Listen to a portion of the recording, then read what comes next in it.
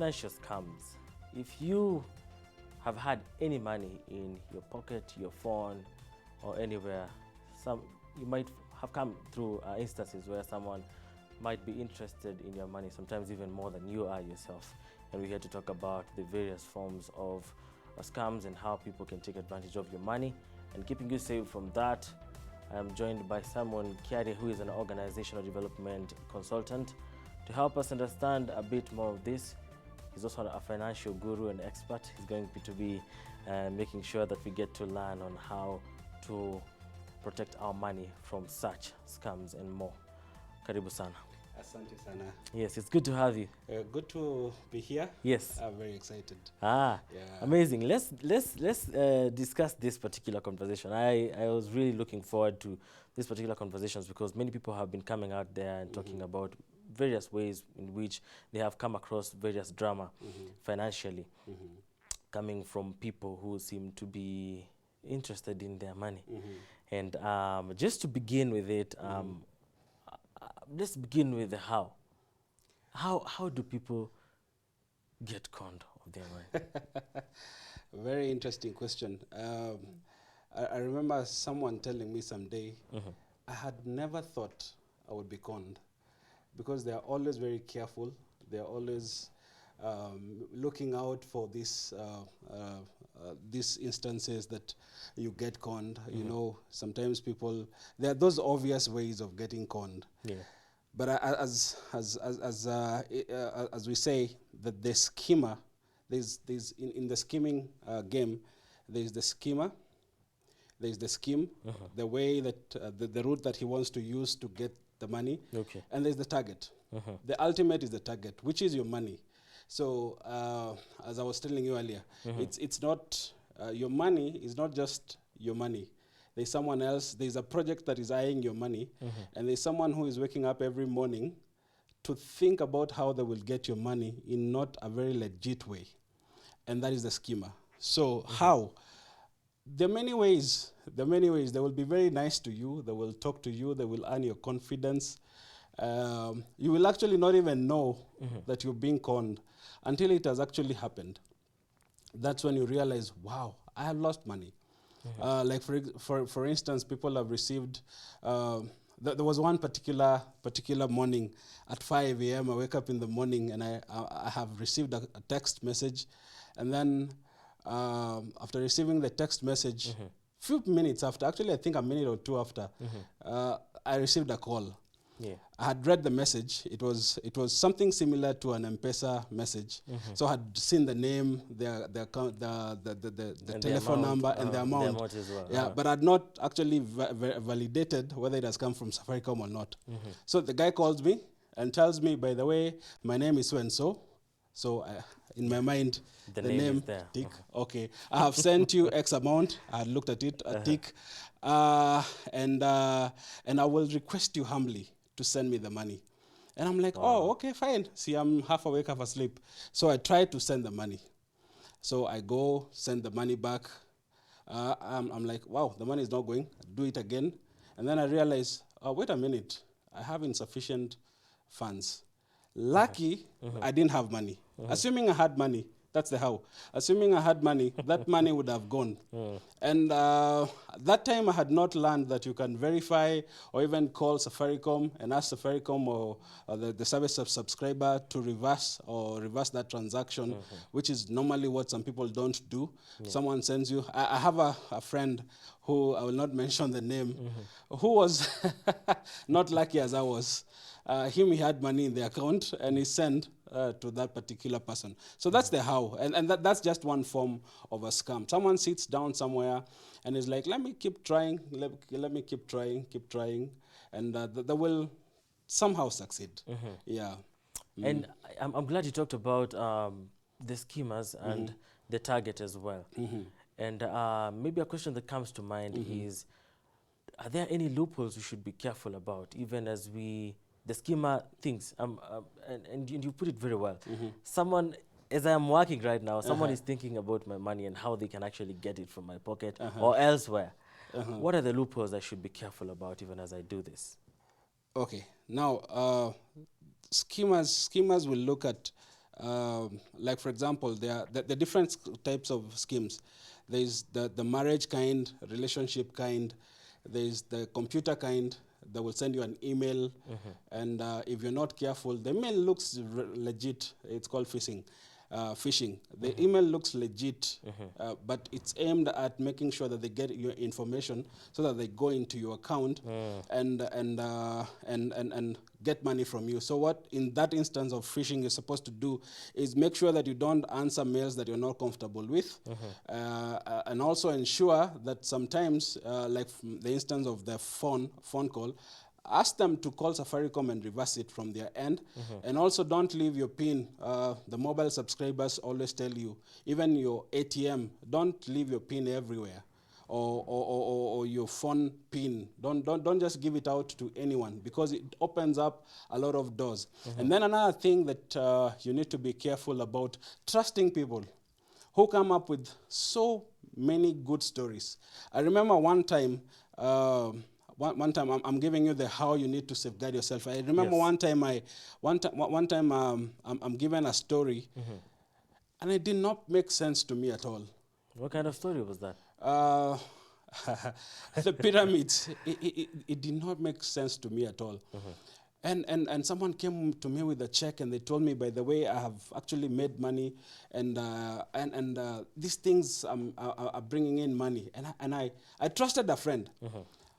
But the story of how these people are investing and making money didn't make sense to me. So some of these red flags, you need to be very, very careful, because that voice that is telling you that there's a question mark here, you know, and I remember I invested some money and got money back. I invested some again because I trusted, and things that don't look very, you know, quick money. You know, someone tells you, invest this amount now, and within a month, I'll be giving you X amount of interest. How are they making that X amount of interest? It's good to validate, and it's good to just seek information that will make you be comfortable when you're putting in your money. So don't just follow in blindly, because some that trust, that lack of understanding, that you want to get rich quick. That is what, like in this pandemic time, you've had people that have been laid off, and they're busy looking at your money and looking at how they want to make their money yours, your money theirs. Yes. So they're looking for all those loopholes. Where are the weak areas? I send an email, he's responding. Let me send another one and get the information. Or for example, they come to you and send you a letter. I come from so and so country. I'm here. I'm working for an NGO, and I'm a very independent woman, and I have a good job. And all I'm looking for is a partner. And you, because you don't have a partner and you're looking for a rich woman, especially these young people that don't want to go through the process, that's a topic for another day. They call it jackpot. Yeah, you've hit a jackpot. She's doing well, or he's doing well, and it's a woman, independent woman. So I want to trust.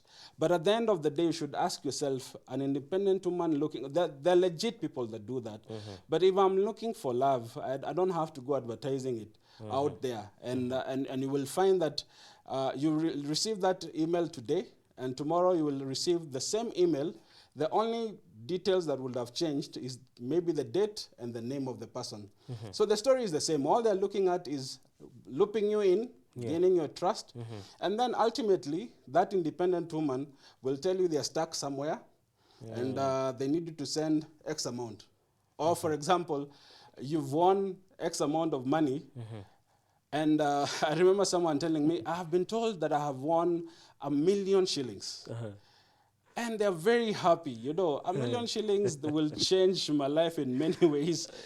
But then again, you're like, can I get the 1 million shillings? They wait. Now, before you get these 1 million shillings, you need to send us 10,000 so that we talk to this person. The money is there. The 1 million is there. But give us 10,000 shillings, and then we will get you the 1 million. Someone said, if you want that 1 million, and if you want my 10,000, you can deduct it from the 1 million. It's easy, right? Yes, You have 1 definitely, million, definitely. deduct 10,000 from the 1 million, Yeah. 990, 90,000. send me. But because that's not what they want to do, they want to first make sure that they attack your appetite for that money. Once you know there's a million waiting for you somewhere and it's speaking to you very loudly, you will do everything in your power to ensure that you get the 1 million. What you don't know is that immediately you send that 10,000, they will switch off their phones and you'll not hear from them anymore. Because that's what they wanted from the word go. Get your trust, get you to send their money. It's not that they have any 1 million somewhere. No, the 1 million is not there. Because a legit people, because I know the people who give money, like you've won, they're legit competitions and people win money, they will not ask you for money. Yeah. Or for example, there's a job. Right now we know people are looking for jobs. And they will tell you there's this job in Qatar. And they're asking for, not facilitation fee, for you to get a slot, you need to pay X amount. You know, all they are interested in is your money. Your money. Your money. At the end of this, your money. And you've spoken about the sweetness of the words that come along with the schemers. In the sweetness of the words, how do you distinguish between genuine and fake? Because we still have proper plans and financial schemes that can help people. How do you distinguish between a fake and a genuine person who comes to you in the name of helping you achieve something? As I said, there's just like products. There's what is genuine and what is not genuine, and you will tell their characteristics. Like for example, these schemers, when they're talking to you, if you're meeting them face to face, they will look into your eyes, and they say one of the characteristics of schemers is that they don't blink so much. They're looking at your eye because the eyes is the what of the soul, the windows to the soul. yeah. So they will look into your eyes because they want to win you. They will talk to you nice words because they want to win your trust. And someone that is over interested, there's the normal, there's the normal conversation, there's the normal look. If you're having a normal conversation, you will know and you will tell, this is a normal conversation. I'm looking at you and you're not looking at me weird. You're not like, it's not staring, but it's very close to staring. And then you're telling me all the nice words. So there's some, how you tell between what is normal and what is a scheme is the characteristics. How is it presented to you?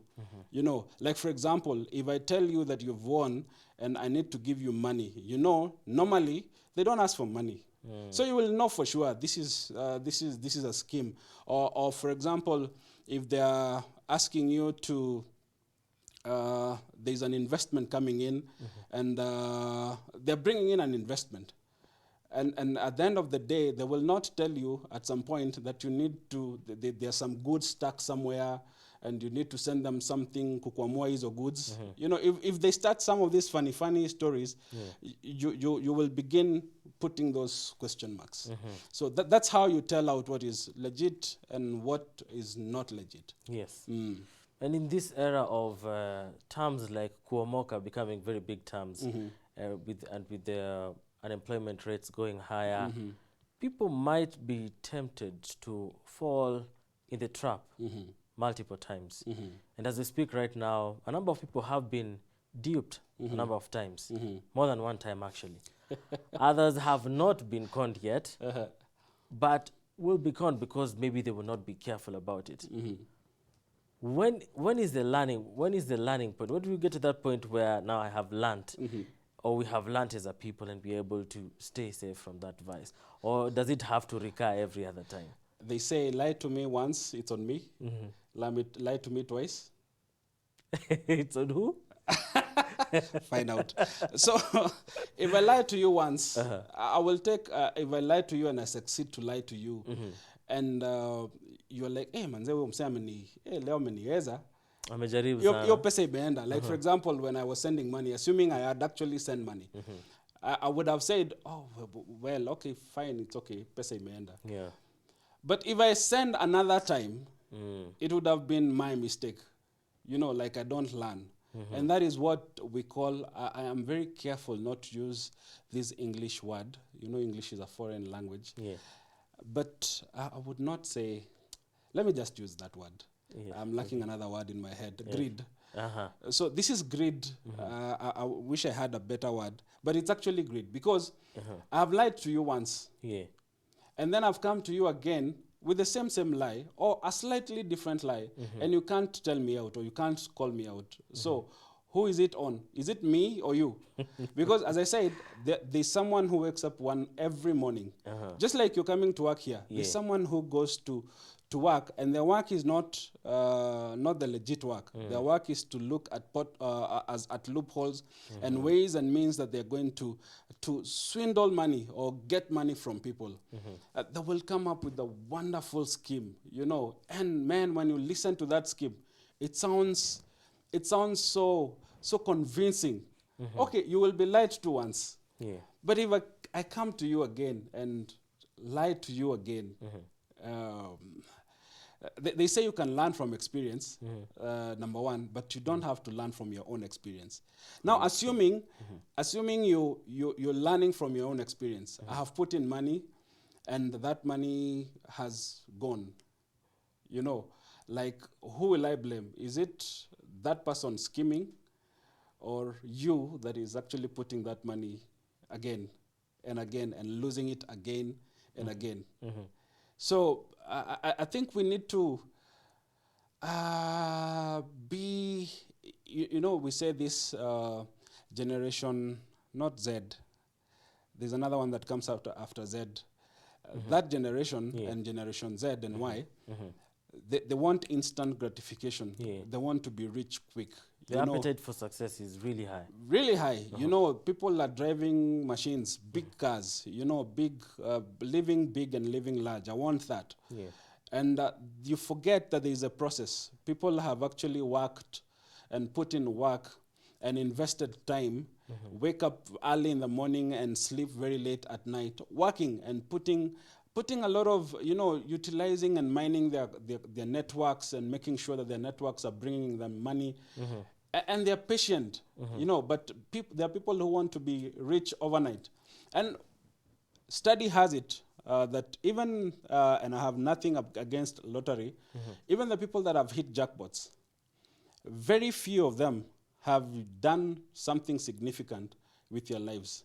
But the people that have actually earned money in a legit way, they have been patient, they have worked, they have, you know, they have prayed, they have invested, they have given all those principles of giving and principles of finance. Yeah. They have put them into place, and money is singing their song, because money is a currency, it flows. Yeah. So money is not flowing away from them. They are attracting money. You know, the people who attract money and the people who chase away money. Yeah. I had someone say, pesa inanionanga nikikam, nika inapiga kona. But there are people who attract money, you know. So the people that attract money, you know, they have principles that they have put in place that are working for them. And there are those disciplines that I believe when you put them into place, they will work for you. Let's get to technology. A number of financial transactions now have been taken on a higher notch technologically. And, you know, the young people, these young people who have high appetite for success are still in those, and they're tech savvy. They are able to maneuver machines and know exactly where to go and what not. And in this time and age, looking at, you know, the new era, which is almost not new anymore, of the cryptocurrency and all, the young men can actually, and the young ladies can actually come in and make fake versions of the same situations. And I don't know if that has happened yet, but there has been like a recent case. I think I sent you the picture where one lady came up with a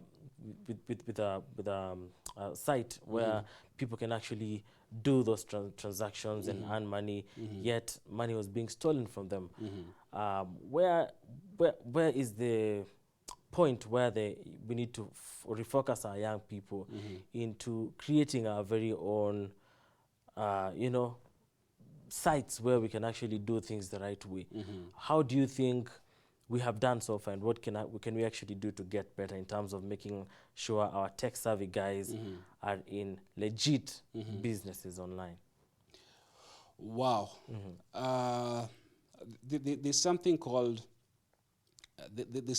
ethics, and I think sometimes, as I said, people are very eager to make money, and they forget themselves. Yeah. So when your target, when your goal is different, and your goal is to make money at whatever cost, you know, I want to be rich at whatever cost. And it's good to have that hunger and that passion that pushes you to wake up early and go out there and make money. But then again, if your hunger and your passion is to make money in a not legit way, as you say, they're able to get into systems and they hack systems, and they're able to steal, and they can succeed. Actually, some even succeed. But then again, I keep saying, there's a culture is the accepted way of doing things. You know, as a community, we have decided this is what we're going to do. You know, this is how a man is supposed to dress, and that is how a woman is supposed to dress. You know, it's accepted. Even in the computer world, there is the accepted way of doing things, and there's the unacceptable way of doing things. And sometimes, many times, when they do what we call audits, even computer audits, there are digital footprints. I'm not a very good expert in computers, but the digital footprints that you leave. You might succeed in erasing a number of them, but somewhere, somehow, as I said, there's some who have succeeded in stealing money and hacking and stealing money, but somehow, somewhere, you'll be caught. And this is what I say to some of these people. You're smart. There are many ways, legit ways. And in this era of COVID, we've realized that the digital world is so wide that there's so much you can do on the digital space that can bring to you a lot of money in a legit way. So those skills, that mind, that brain, you know, there's someone who said that when I can't remember where, these guys stole and they were taken into prison. And they said the way they tried to hack into the systems, the government needed that brain. You know, so instead of them rotting into jail, they're supposed to use that mind, channel it to the positive direction. So even the people that are working towards stealing in the digital space, it's good to know that there are legit things that you can do. And when your mind is focused to legit things, God always blesses you. You might succeed one day in stealing and hacking and stealing, or even twice or thrice. But I keep saying there's a God in heaven. And in as much as he says, God blesses the works of my hands, it says, do not steal someone else's sweat. You know, someone has sweat and has put in money and investments, and you're busy stealing their investments. God has a way of getting you. You know, people might not get you. Even the auditors, when they do their audits, they may not get you. But God, there's a God in heaven, and God will always get you. You can never lie to him. You can hide. You know, like I'm reminded of this Ananias and Sapphira, when they went and sat down and they said, must we take everything to God? There were just the two of them. But there is a God who sees. There is a God who saw. When they were saying, must we take everything to God? The intention was to take everything to God. So even in your space, when you know you're very smart, you can't be found out, God is there. And God will find you out. All right. Yeah. As we wind up, unfortunately, my director tells me we're out of time. Wow. Just in 10 seconds, what is the future? What do you think is the future of this digital space that you're talking about? And what can you say also to the people who are discouraged now they don't want to use the internet, the technologies anymore because there are a lot of thieves in it. Wow. I would say e-commerce is the future. Is the future. Actually, we are used to brick and mortar, but e-commerce, that's where it's happening. You know, if you can, like right now, you can ship stuff from China Yeah. and sell it not only in Kenya, but anywhere else in the world. You can have someone manufacture for you. You know, you create businesses and employments when you engage yourself in e-commerce. It's a huge world, and not everyone has gotten into e-commerce because most of the people are still in brick and mortar. I want to buy bread. You know, I need to go to a shop and buy bread. Nikuje nayo. Si kuitisha alafu inakam. Or food. There are people who believe I have to go to a restaurant and order my food. But we have seen there are apps. You just place your order and your food comes to you.